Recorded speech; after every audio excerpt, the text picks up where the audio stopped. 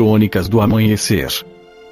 Por Feijão Centro Espírita Allan Kardec de Balneário Gaivota. 26 de maio de 2020.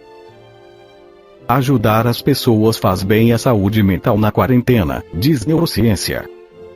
Ansiedade, tristeza, inutilidade e falta de sentido da vida são alguns dos sentimentos relatados por muitas pessoas diante da pandemia de Covid-19. De fato, a necessidade de permanecer em casa significou ruptura de planos e temores sobre o futuro. Por outro lado, muitos estão reagindo à pandemia com iniciativas solidárias e descobrindo que colocar suas habilidades a serviço do outro pode amenizar o peso psicológico da quarentena e, ainda, contribuir ativamente no combate ao coronavírus. É o caso do designer Odair Faleco, criador do mapa colaborativo Máscara para Todos, que marca as localizações de pessoas que estão costurando máscaras para doar ou vender em todo o Brasil. A ideia foi inspirada numa iniciativa semelhante na República Tcheca, onde vive. A empresa que criou o mapa doou os códigos. Amigos doaram seus conhecimentos ajudando a programar, a traduzir, e conseguimos finalizar uma versão brasileira do mapa em 10 dias, conta Faleco. Foi bom ver o espírito de grupo e a criatividade aflorando. Segundo o neurocientista Paulo Sérgio Boggio, coordenador do Laboratório de Neurociência Cognitiva e Social da Universidade Mackenzie, os desafios intrínsecos à quarentena vão de encontro ao senso comum de que o ser humano age essencialmente por interesse próprio, guiado por decisões utilitárias de perdas e ganhos. Ele explica que nosso cérebro aprendeu a sentir prazer diante de ações primárias para a sobrevivência, como comer, beber, fazer sexo. Num nível mais secundário, está o dinheiro, que também ativa o chamado sistema de recompensa do cérebro, pois proporciona fatores que associados a maiores chances de sobrevivência, como descanso e boa alimentação. No entanto, existe um nível mais elaborado e potente de gratificação, gerido por valores subjetivos, como a noção de significado da própria existência.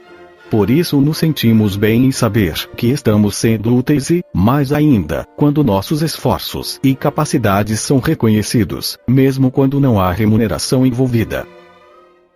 Isso ativa o senso de pertencimento, explica Boggio.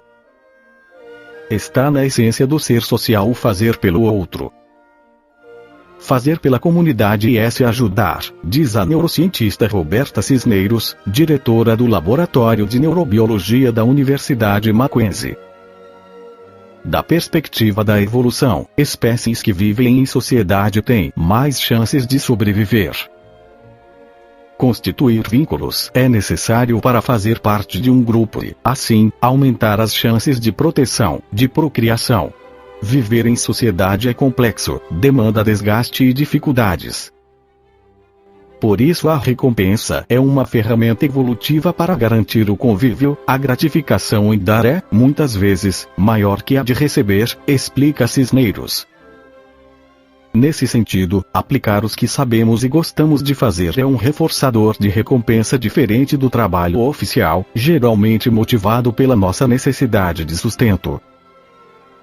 Foi o que fez o arquiteto e professor Eduardo Teles, que ilustrou um passo a passo de uso correto de equipamentos de proteção individual EPIs para ser impresso e colado nos hospitais episaude.org.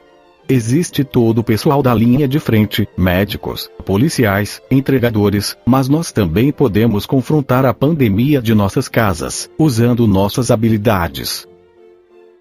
No meu caso foi o desenho, que faço desde pequeno, conta. Para muitos, a quarentena está sendo uma oportunidade de oferecer um trabalho que fala muito sobre quem somos.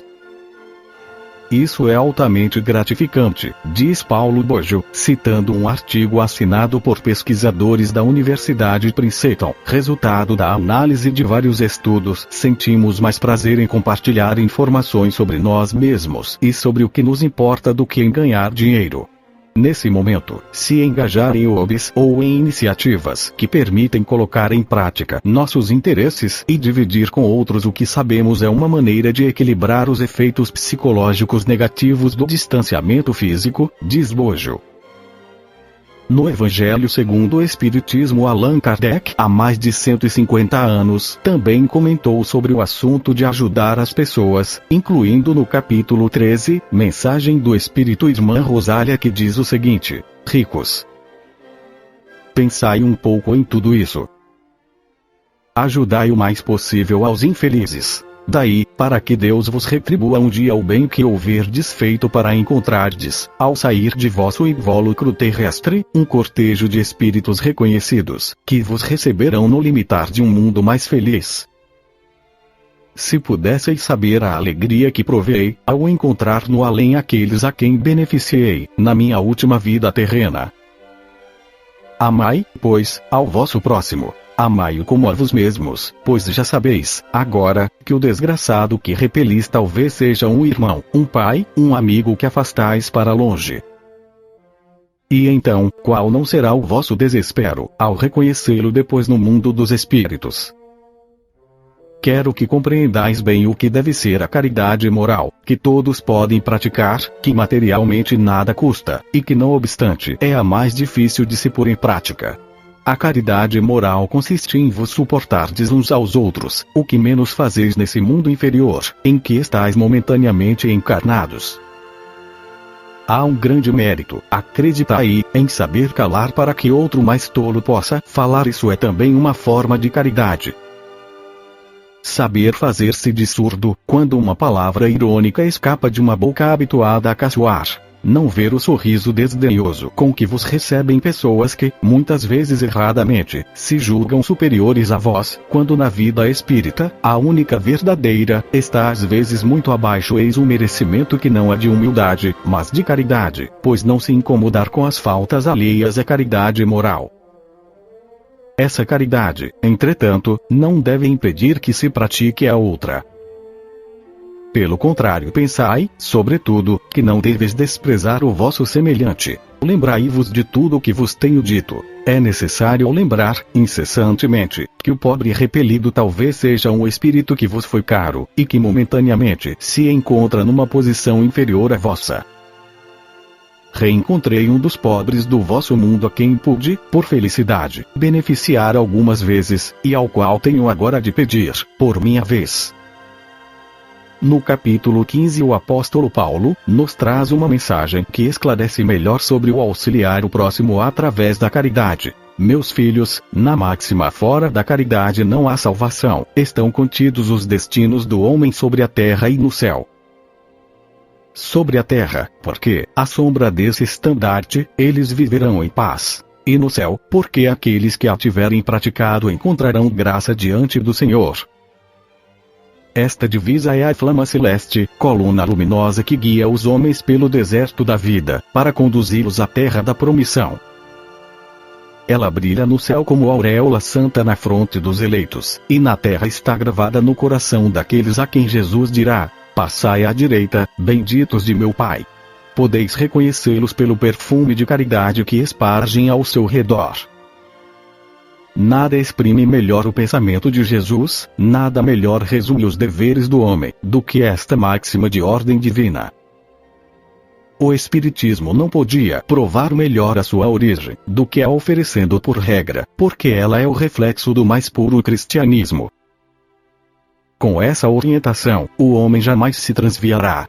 Aplicai-vos, portanto, meus amigos, a compreender-lhe o sentido profundo e as consequências de sua aplicação, e a procurar por vós mesmos todas as maneiras de aplicá-la. Submetei todas as vossas ações ao controle da caridade, e a vossa consciência vos responderá. Não somente ela evitará que façais o mal, mas ainda vos levará a fazer o bem. Porque não basta uma virtude negativa, é necessária uma virtude ativa. Para fazer o bem, é sempre necessária a ação da vontade, mas, para não fazer o mal, bastam frequentemente a inércia e a negligência. Esta foi a crônica do amanhecer de 26 de maio de 2020. Por Feijão Centro Espírita Allan Kardec de Balneário Gaivota. Que a paz esteja com todos.